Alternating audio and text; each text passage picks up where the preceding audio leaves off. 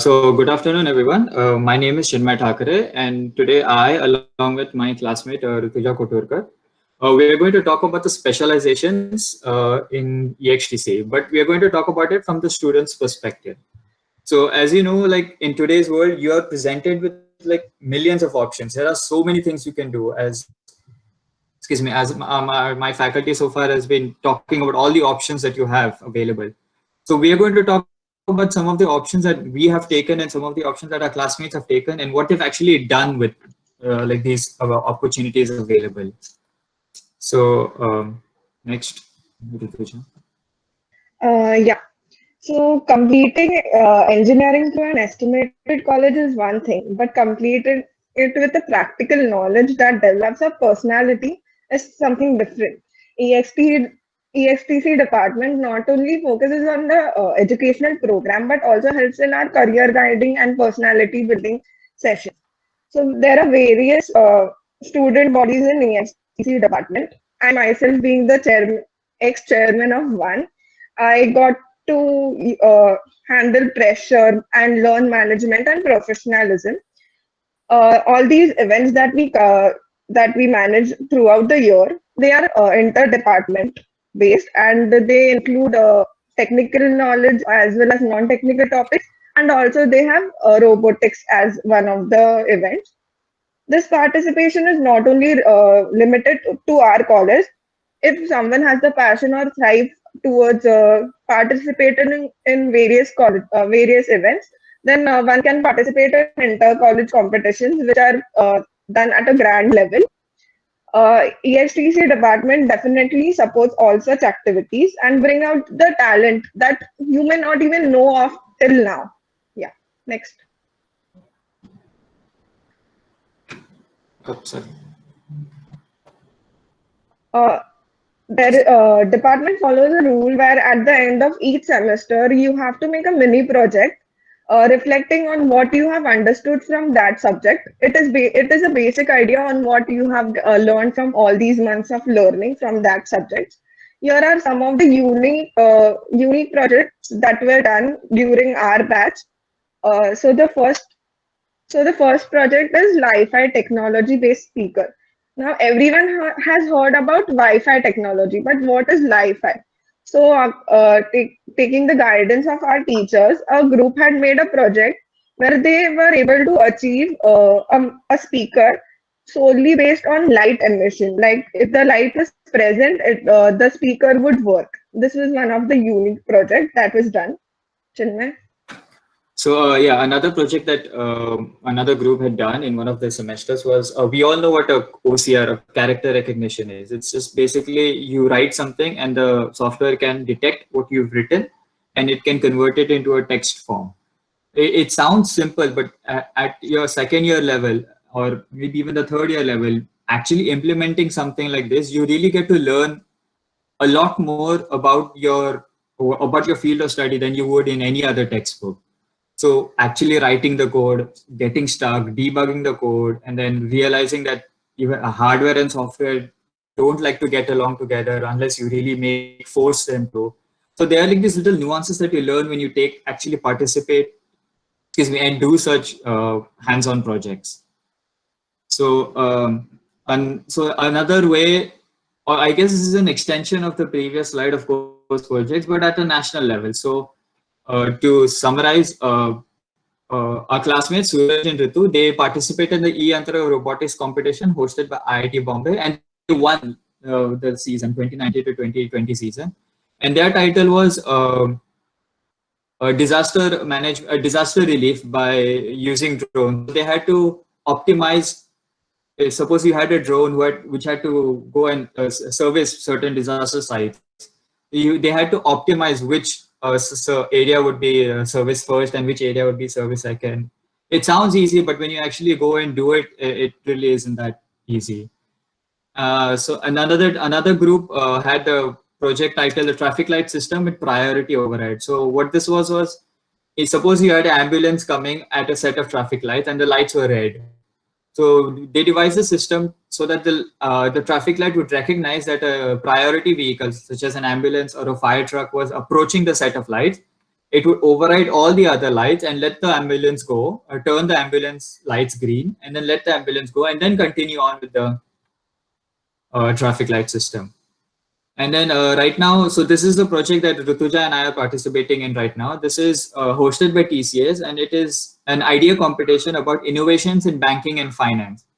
So we are submitting a proposal for machine learning systems in loan approval. So as most of us know, loan approval right now involves a loan officer sitting there and approving your papers by hand. And it is a very tedious process the way it is done now. So if there were a way to incorporate machine learning into the whole system, maybe it would, not as a substitute to the loan officer, but it will make the loan officer's job a lot easier to be able to pre-screen all their applications for loans.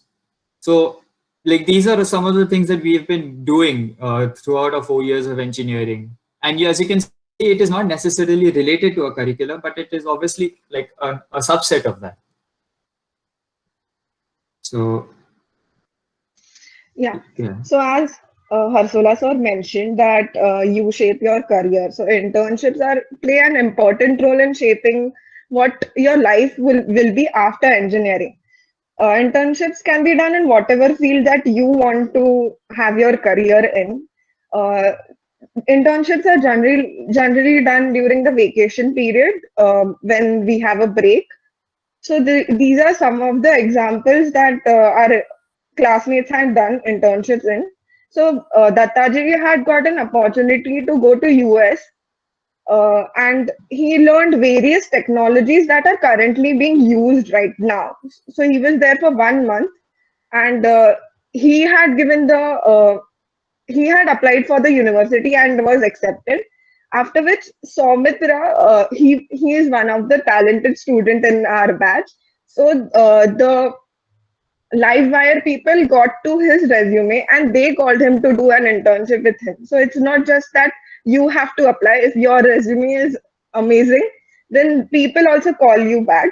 After that, I got an opportunity to work in a multinational management company because at that time they were hiring engineers to train them in the field of management. And also, if you want to do internships in the field of telecommunication, you can do it in BARC, BSNL, Doordarshan. These are some of the examples that were done during our batch. Yeah. Okay, so final year project is like an amalgamation of all your years of engineering. Everything you've learned, you sort of put it into one big project that becomes like the cherry on the cake of your degree, so to speak. So you form your own groups and then you choose your topics, anything that has interested you over the past 3 years or 4 years of your engineering. And you sort of put them all together into one final project. So these are some of the titles that are currently that my batch is working on. Yeah. So the first one basically is an attempt to overcome the pandemic currently we are in. So one group is trying to make a product which satisfies all the criteria that we have to follow in the corona pandemic. Like it does mask detection, which is based on machine learning. Then it has a thermal scanner and a sanitation spray, which is based on embedded system. So basically, it's not just one domain. It's an amalgamation of all the domains that we are learning. The other one is a unique project where we have seen a number of fancy number plates, like they have Devanagari script on it. So basically, using machine learning, the group is trying to detect what is written on the number plate and convert it into English and make a store of it. Yeah, so another project that is being worked on is to convert the wireless the HDMI cable wireless. For example, if you had a module at the receiver and at the transmitter, instead of having a physical cable, is there a way to transmit the HDMI signal wirelessly so that you don't have so many cables cluttering your workspace? One is, this is an interesting one. They're using, so this group is using machine learning and sentiment analysis to identify chatbots or bots on Twitter. So as you all know, there was a huge case about Russia interfering with the US elections. by using bots to put like tweets in favor of one candidate versus the other. So this group is trying to figure out if there is a way to detect a bot from an actual user by the frequency of the tweets, or the language of the tweets, or the tone in which the tweets are being sent. So this is a new and very nuanced sort of aspect of sentiment analysis. The last one is biomedical imaging using optical sensors. So this group is trying to create various types of biomedical devices using optical sensors. So I'm not too sure about their title, but this is basically it. So basically the point is, all these topics are very different. If you look at them at face value, they're very different to each other. But yeah, so this is what you get to learn after your 3 or 4 years in engineering. So to summarize, these are all the specializations, so to speak, that you have in electronics and telecommunications. Machine learning, embedded system, wireless communication, VLSI, data science, hardware. So most of these have already been talked about. Just to touch upon a few, wireless communication would be like your radar systems, your microwave systems that civilian and even military applications. They have civilian and military applications. VLSI would be like working with the chip makers such as Apple, Nvidia, companies like that. They all use VLSI when they're making their chipsets. Data science and hardware is pretty self-explanatory. So yeah, to summarize, this is basically what all you are exposed to when you undergo your electronics and telecommunication engineering degree. Thank you.